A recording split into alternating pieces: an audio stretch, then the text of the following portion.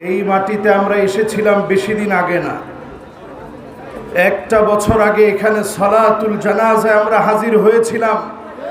বারবার আমাদেরকে বলা হয়েছে গুলি চালানো হবে, তাড়াতাড়ি সালাতুল জানাজা পড়ে ফেলে। দুইবার জানাজার নামাজ পড়েও মানুষ ছেড়ে দিয়েছিল। মানুষ সেটার বদলা নিতে দেরি করে নাই, ঠিক কিনা বলে?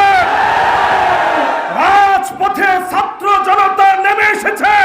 ছাত্র জনতার মধ্য দিয়ে ফ্যাসিস্ট সরকারের পতন হয়েছে, ঠিক কিনা বলে? কোরআনুল কারীমের একটি আয়াতকে স্মরণ করে দিতে চাই, ওয়ালা তারকানু ইলাল্লাযীনা যালামু ফাতামাসসাকুমুন নার। আল্লাহ রাব্বুল আলামিন বলেন, জালেমদের সঙ্গী হয়ো না, জালেমদের সাথে ঠেস দিয়ে দাঁড়াও না। জালেমদের সঙ্গী সারা দুনিয়াতে এখন খুঁজে পাওয়া যাচ্ছে না, ঠিক কিনা? প্রিয় হাজিরিন, আল্লামা সাঈদী ফাউন্ডেশন এই জাতির জন্য স্মরণীয় একটা নাম। ইন্না হাযাল ইনসান বুনিয়ান। এক একটা মানুষ এক একটা প্রতিষ্ঠানের মতো। প্রত্যেকটা মানুষ প্রতিষ্ঠান হতে পারে না।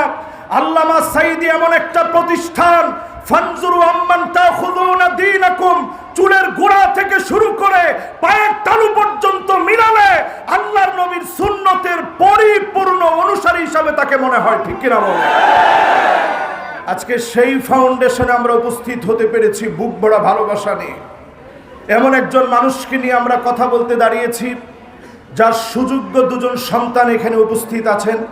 আমাদের প্রিয় মুহতারাম ভাই শামীম সাঈদী হাফিজাহুল্লাহ এবং মাসুদ সাঈদী হাফিজাহুল্লাহ। ওনারা এই মাটিতে আছে, জুলুমের শিকার হয়েছে বারবার। এই মাটিতে যখন ওনাদের প্রয়োজন হবে নিরলসভাবে আমরা ওনাদের পাশে থাকবো, রাজি আছি তো ইনশাআল্লাহ? আমরা কোরআনের কথা বলতে গিয়ে বাধাগ্রস্ত হয়েছি। জায়গায় জায়গায় আমাদেরকে নিষেধাজ্ঞা দেওয়া হয়েছে। আর বাধা দেওয়ার মতো কোন জালেম যেন তৈরি না হয়, আজ থেকে প্রস্তুতি গ্রহণ করা লাগবে, ঠিক কিনা?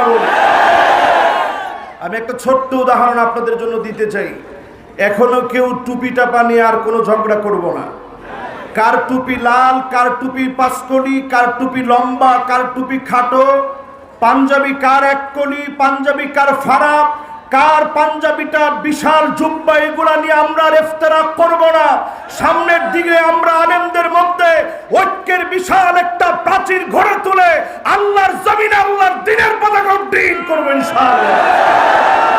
ছোট্ট একটা উদাহরণ আজকে আপনাদেরকে দিতে চাই। বনের মধ্যে তিনটা বলদ ছিল। বলেন তো কয়টা বলদ? একটার কালার ছিল সাদা, আরেকটার কালার ছিল লাল, আরেকটার কালার ছিল কালা। কয়টা হলো?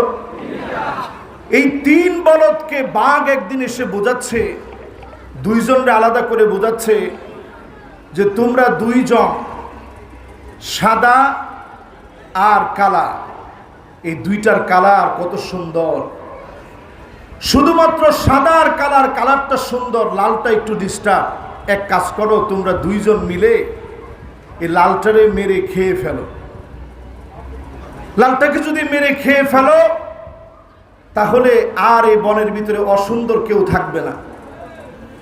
প্রথম লালটারে খেতে বলল। বলদরা তখন বলল, আমাদের একসঙ্গে চলা বলদরে আমরা মেরে খাই কেমনে? এক কাজ করেন রাজামশাই, আপনি মেরে খেয়ে ফেলেন। প্রথম যখন লালটাকে খেয়ে ফেলা হলো, এবার পরের দিন আর বাঘ কাউকে জিজ্ঞাসা করে না। প্রথম ধরলো ওই যে কালোটারে এসে ধরলো যে তোরে এবার খেয়ে ফেলি। যখন কালোটারে খাওয়া শেষ, পরের দিন তো আর জিজ্ঞাসা করার দরকারই নেই।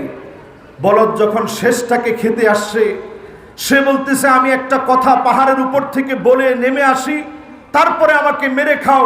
উকিলতু ইয়াউমা আকালা সাউরিল আহমার। ওই দিন আমাকে মেরে খাওয়া হয়েছিল। লাল বলদকে যেদিন মেরে খাওয়া হয়েছে, একজন আল্লামা সাঈদীকে যেদিন আটক করা হয়েছিল, সারা বাংলার সমস্ত আলেমদেরকে বন্দী করা হয়েছিল। একজন আল্লামা সাঈদীকে নিরপরাধ মানুষ হওয়ার পরেও যেদিন তাকে রাজাকার বলা হয়েছিল, সারা আলেমদেরকে রাজাকার বলা হয়েছিল। একজন সাঈদীকে যেদিন ধর্ষণকারী সাজানো হয়েছিল, সারা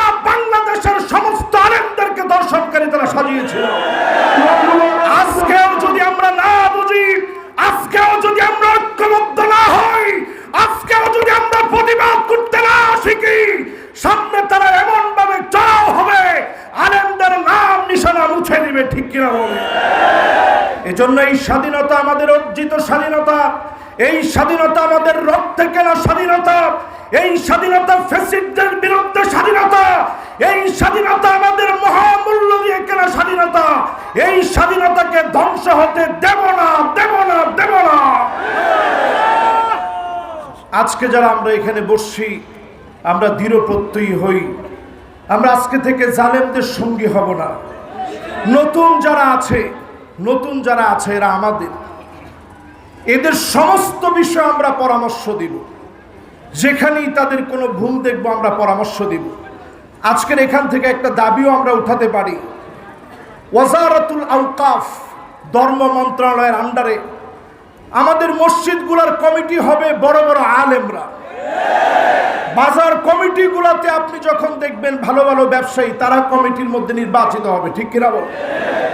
স্কুলগুলোতে ভালো ভালো শিক্ষকরা থাকবে। প্রত্যেকটা জায়গায় আমরা পরিবর্তন আনার চেষ্টা করবো। আল্লাহ যেন তৌফিক দান করেন, পড়েন আমিন।